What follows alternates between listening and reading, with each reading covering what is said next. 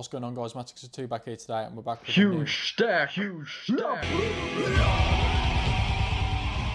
guys, welcome back. It's been about 2 weeks since I last did a video. Just under 2 weeks. I put 2 videos out at the same time.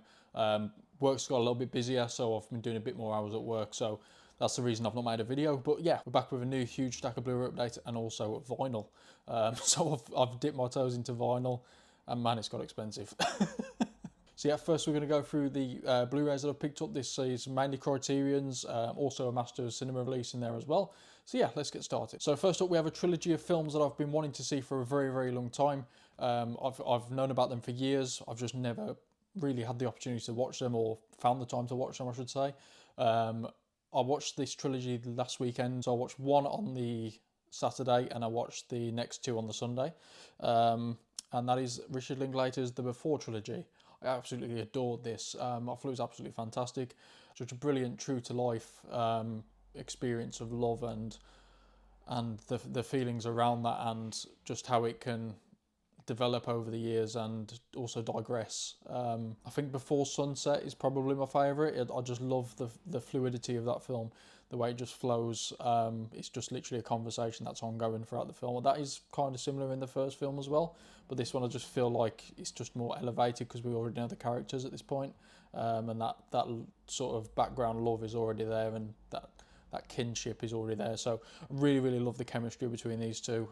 Yeah, absolutely fantastic trilogy. Really, really enjoyed this one. So yeah, that is the Before Trilogy. Next up, we've got a film by a director of his works that I've never seen. Never seen any of this guy's work. I know he's very synonymous in film history. So I wanted to finally dip my toes in. And that film is YuGiOh by Kenji Mizoguchi.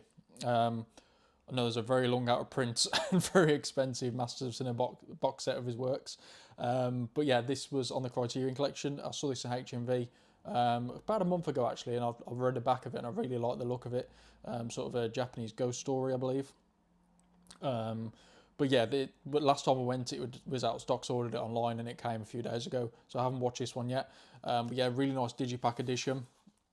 Yeah, it's got a really nice digipack inside. Really looking forward to watching this one. So looking forward to that is YuGiOh. Next up, we've got a film starring Marlon Brando. I've only ever seen Marlon Brando in The Godfather, nothing else. So this was, again, a blind buy. That is Marlon Brando on the Waterfront. Yeah, don't know anything about this story. I did read the synopsis on the back and it looked very interesting. A film from 1954. Can't wait to check out more of his work because I know he's obviously more than The Godfather. But yeah, really looking forward to seeing this. I believe he's fairly young in this as well. So yeah, really intrigued to see him in a younger role. I know he's such a fantastic actor, so I can't wait to see him in another performance. But yeah, really nice digipack edition. When I got this one home, actually, because I bought this one from HMV in store, found out the inside of the case was cracked. So I may look at emailing either HMV or Criterion and see if I can get a replacement case. But yeah, really nice digipack edition. Also got a really nice thick booklet as well. Love the booklets in these Criterion editions. I usually read the booklet after I've seen the film, just to give me a bit more information on the film and, you know, the release as such. So really looking forward to looking into this one. So yeah, that's On the Waterfront. Next up, we've got a film that I heard about on Playdex2's channel. He did a video response, the same as I did, on the films that remade you. And this features on his list, and when he talked about it, I just immediately wanted to pick it up. And that film is Make Way for Tomorrow. I absolutely adored this film. It was such a hard film to watch, but I really loved it. It's about a couple that get separated through ill health, and their kids take them in begrudgingly. And it's a story of them getting separated and really missing each other, and the kids starting to loathe them because they're such a nuisance to them. Yeah, it's such a heartwarming and heartbreaking story at the same time. You know, it's really beautiful. I actually watched Tokyo Story on the back of this straight after I did the double bill, because I know the Tokyo Story was inspired by Make Way for Tomorrow. So I watched them both and I really loved them both. I think I preferred Make Way for Tomorrow, but overall I loved them both. I thought they were both fantastic films. Just obviously big cultural differences, but the same really, the same heart behind it, I thought. So, but yeah, Make Way for Tomorrow, I thought this was absolutely fantastic. Yeah, such a fantastic film. Love the picture there. So yeah, big shout out to Playdex2 for recommending this. Well, he didn't recommend it, but for talking about it on his video, because as I say, on the back of that, I've picked it up and I absolutely adore it. So yeah, that is Make Way for Tomorrow. Next up, we've got the first film in my collection ever by Billy Wilder. That film is Double Indemnity. Yeah, never seen this. I know this is a heavy hitter as such, so I'm really looking forward to watching this. Fantastic cast. I've only ever heard great things about this, so I really can't wait to watch this one. I think it's a noir, is it? Yeah, really cannot wait to check this one out. So it's got a really nice booklet inside.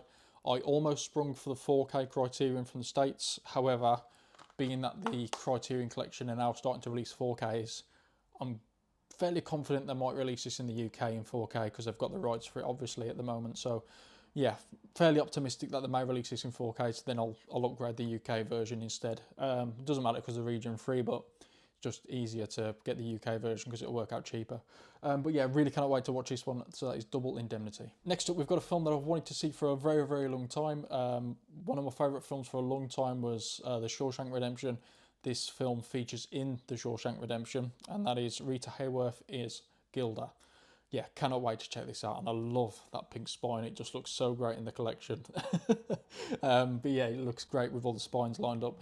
But yeah, really cannot wait to watch this Charles Vidor film. As I say, I've never seen a Rita Hayworth film, so this is going to be my first one. Really cannot wait to check this out. As I say, it's been on my watch list for a very, very long time. This one comes with a poster and the pink disc. Very Barbie-esque. But yeah, cannot wait to watch this one. That is Gilda. Next up, we've got an Andrei Tarkovsky film, my first ever Andrei Tarkovsky film. Never seen any of his work before. I can't remember whose video it was now, but somebody said that this film was an ideal starting point to get into his work. So I decided to pick it up, and I thought it was fantastic. Such a hard film to watch in places, but you know, just such a great story. Definitely wasn't as hard as Come and See, but yeah, really, really enjoyed it. And that was Ivan's childhood. Yeah, I thought this was fantastic. Such a beautifully looking film as well. It's black and white. So 1962. Yeah, really, really enjoyed this one. Again, just another story of a boy going through war, and the trials and tribulations of that. And you know, it definitely wasn't as hard to watch as Come and See, for example, because of the visual depravity in Come and See is quite hard to watch. Whereas this is more, I would say, there's definitely less of that in this, not nearly as much, but there are some scenes, certainly the swamp scene that they're going through the water. So again, nice booklet and disc.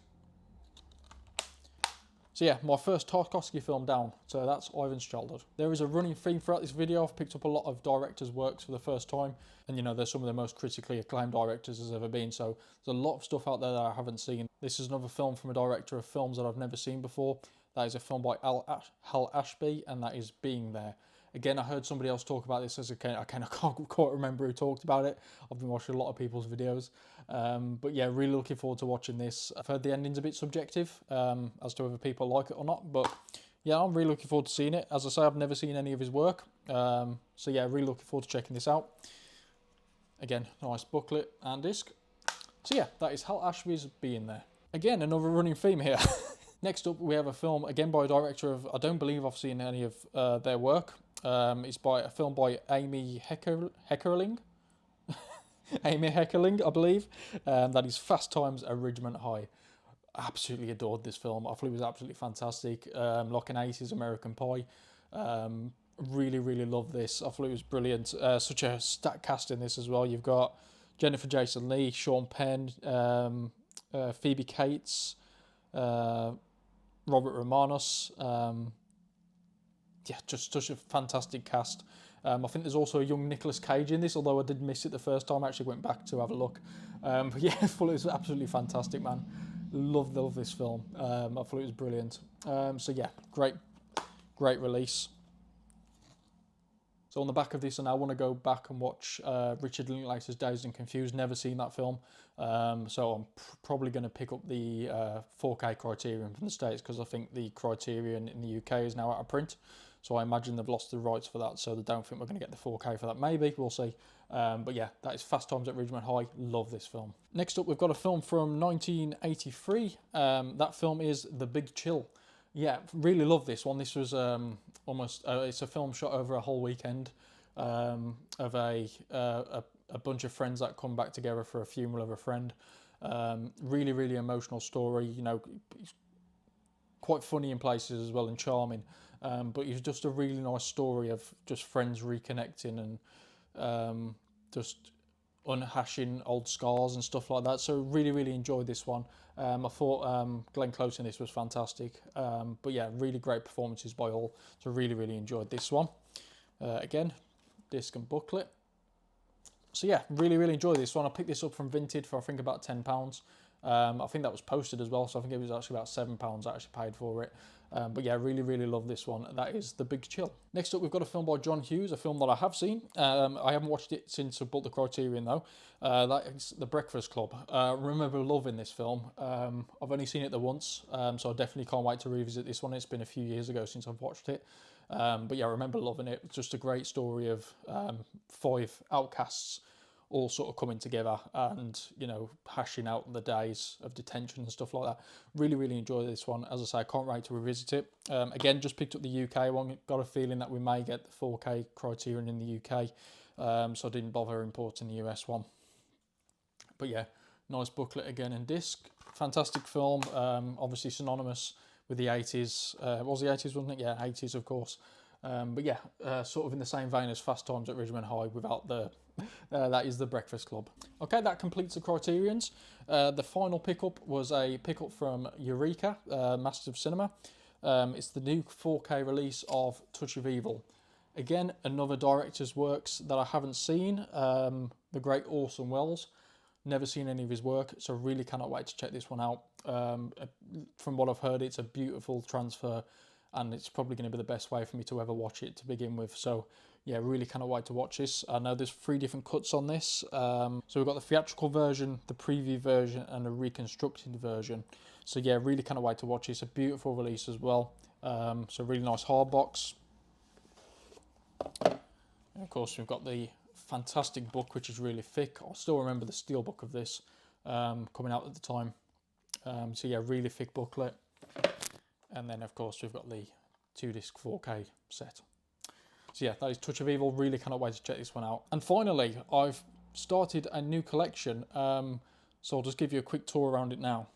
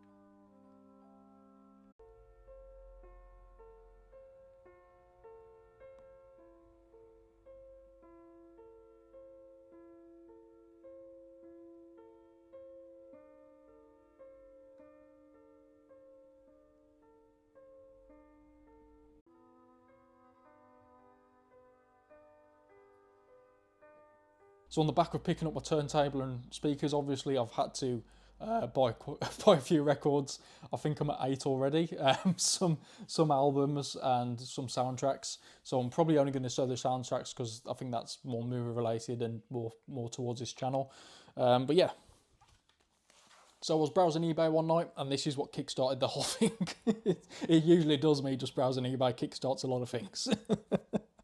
I was browsing eBay for Twin Peaks merch, just stuff for the shelves, just to display, and I came across this, and it was £14. I think there's still some available now, guys, if you want to go and have a look at eBay. But it was the Twin Peaks Fire Walk With Me vinyl in this really nice deluxe set. So it's all cut out, and there's a really nice gatefold in here. 2 discs, which are, I believe, marbled. And they just look absolutely fantastic. And I thought that would look amazing on the shelf. And I thought, well, I've wanted to collect vinyl for a lot of years. I've always wanted a setup. And I thought, what better way to start the collection than with this, and especially being so cheap. I mean, I think that was probably a steal, to be honest, because I've seen the original Twin Peaks albums go for about £40 to £50, and the limited event series soundtrack goes for, you know, about that same price, if not more. So yeah, to find that for, you know, sort of £14 or something like that, fantastic price. Came in really good condition as well. I've got some protectors from H&V, so sorry about the glare. But yeah, really beautiful edition. So on the back of that, I went to H&V a few days ago and picked up the original soundtrack. Love this soundtrack. It's probably one of my favourite scores of any show or movie ever. I love Angelo Badalamenti. Is the Straight Story soundtrack's probably my favourite of all time, along with another one that's coming up in a moment. But yeah, love the back of this, and it's a bit of a running joke on the Douglas Fir Association videos me and Luke over at Razor Wire Reviews are doing, that I can never remember names of the actors in the show. On the back of this, it's got all of the actors from the series, I believe from series 1, and all of the actors and all of the cast names. So yeah, I thought that was quite funny. And we've got down here in the corner Diane with just a little dictaphone. So that was quite funny. But yeah, really love this album. So yeah, I've spun this the other day and I thought it was fantastic. So yeah, that's Twin Peaks. And finally, if you guys have watched the channel for a long time, you'll know that The Road is one of my favourite films of all time. So I had to pick up the original soundtrack with this beautiful edition. So the discs on this, so the vinyls on this are actually dusty as well. They've got like a dusty, smoky effect on them, which works really well for the release. Love this soundtrack. The whole soundtrack I absolutely adore. It's by Nick Cave and Warren Ellis. And they also did the soundtrack for The Proposition, another John Hillcoat film. So yeah, love this release, and I spun this again the other night as well, just sat back and closed my eyes, and such a beautiful experience. So yeah, that is The Road. So that about does it, guys. That's everything I've picked up over the past couple of weeks. Let me know any of your thoughts down below in the comments, anything that you've picked up or anything you think I should pick up. So thank you all so much for watching. Thank you for subscribing. Please comment a like down below, and I will see you all in the next one. Goodbye.